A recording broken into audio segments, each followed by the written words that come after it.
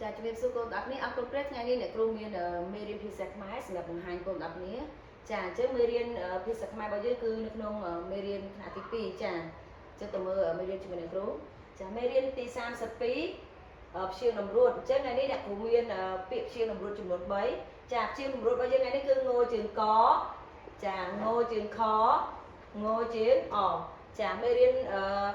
ជាតម្រួតអ្នកគ្រូបានដកស្រង់ចេញពីនៅក្នុងសៀវភៅមេរៀនទំព័រទី34ចាអញ្ចឹងអ្នកគ្រូមានពាក្យចំនួន3អ្នកគ្រូសូមអានពាក្យម្ដងមួយគាត់ណាចាពាក្យទី1ពាក្យថាចង្ការពាក្យទី2ពាក្យថាបង្ខំពាក្យទី3ពាក្យថាចំអើចាអញ្ចឹងអ្នកគ្រូនឹងបង្កប់ពាក្យទី1ចាចង្ការចាចង្ការយើងបង្កប់ថាចនិងងចង់ចាអញ្ចឹងពាក្យជាតម្រួតកូនត្រូវចាំគឺយើងអានសំឡេងខ្លីយើងអត់អានសំឡេងវែងទេចនិងងចង់ជើងកចង្កដាក់ស្រអាចំការចាអញ្ចឹងពាក្យទី1នេះគេអានថាចំការចាអញ្ចឹងចំការកន្លែងនេះគឺយើងដឹងហើយណាគឺជាអវយវៈឬក៏ដែលព្រះបានបង្កើតនៅ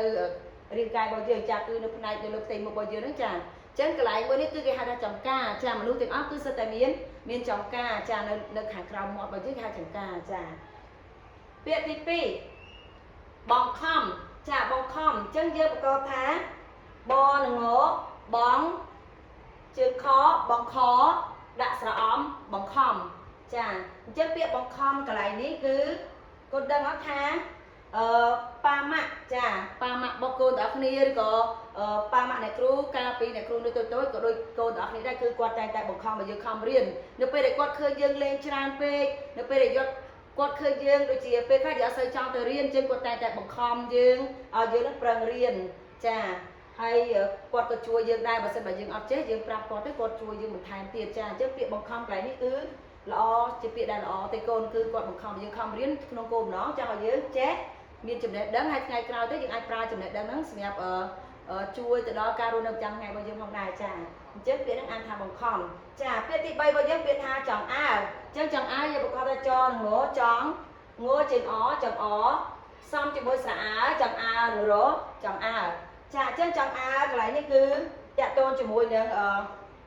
របស់ប្រើប្រាស់ប្រចាំថ្ងៃគាត់ណាចាអញ្ចឹង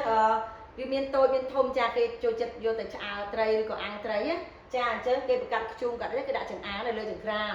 ចាហើយបន្ទាប់មកគេដាក់ត្រីឬក៏សាច់អីទៅដែលយើងចង់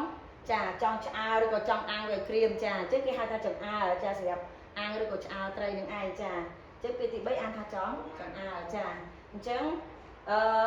សូមអានពាក្យទាំងអស់ម្ដងទៀតជាមួយអ្នកគ្រូគាត់ណាចាចង្ការបង្ខំចង្អើចាអញ្ចឹងថ្ងៃនេះអ្នកគ្រូមានពាក្យប៉ុណ្ណឹងហើយសង្ឃឹមថាបន្ទាប់ពីបញ្ចប់មេរៀនថ្ងៃនេះកូនត្រឡប់ទៅផ្ទះវិញកូនអាចហាត់ប្រកបពាក្យជាតម្រួតនេះសារឡើងវិញបានដោយខ្លួនឯងផងដែរចាសូមប្រាប់ទានពរកូនជម្រាបលា